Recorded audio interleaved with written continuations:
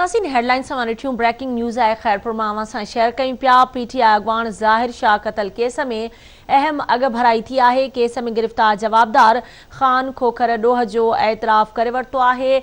Police वारदात में इस्तेमाल कयल पिस्टल हथ करे वरितो आहे। वधीक हिकु केस बि दाख़िल कयो वियो आहे जॾहिं त जवाबदार खे फायरिंग करे क़तल कयो वियो। जवाबदार एतराफ़ी बयान ॾिनो आहे। अहम ख़बर खां नाज़रीन अवां खे आगाह कयूं पिया।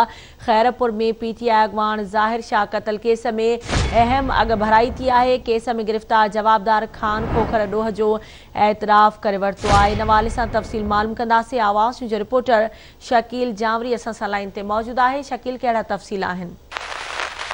जी बिल्कुल, ही पीटीआई जो मक़ामी अॻवान आहे ज़ाहिर शाह। उनखे जेको आहे कुझु ॾींहं पहिरियां सरेआम गोलियूं हणी क़तल कयो वियो हो। जॾहिं त पुलिस उन केस जे जेको जवाबदार आहे उनखे गिरफ़्तार करे वरितो आहे ऐं जवाबदार पारां जेको आहे पुलिस मुताबिक़ त क़तल जो एतराफ़ कयो वियो आहे ऐं जवाबदार जेको आहे हिकु ॿिए जवाबदार जो बि जेको आहे हिन मामले में इन्वॉल्वमेंट जो जेको आहे इंकिशाफ कयो आहे। जॾहिं त पुलिस मुताबिक़ त जवाबदार जेको आहे जेको ॾोह में इस्तेमालु थियल पिस्टल आहे उहो बि जेको आहे पुलिस जे हवाले करे छॾियो आहे। जॾहिं त पुलिस हिन मामले जो केस दाख़िल करण खां पोइ जेको आहे पुलिस जो चवणु आहे त वधीक जेको आहे इंक्वायरी करे रहिया आहिनि। ठीकु आहे, वॾी महिरबानी शकील तफ़सील खां आगाह करण जे लाइ।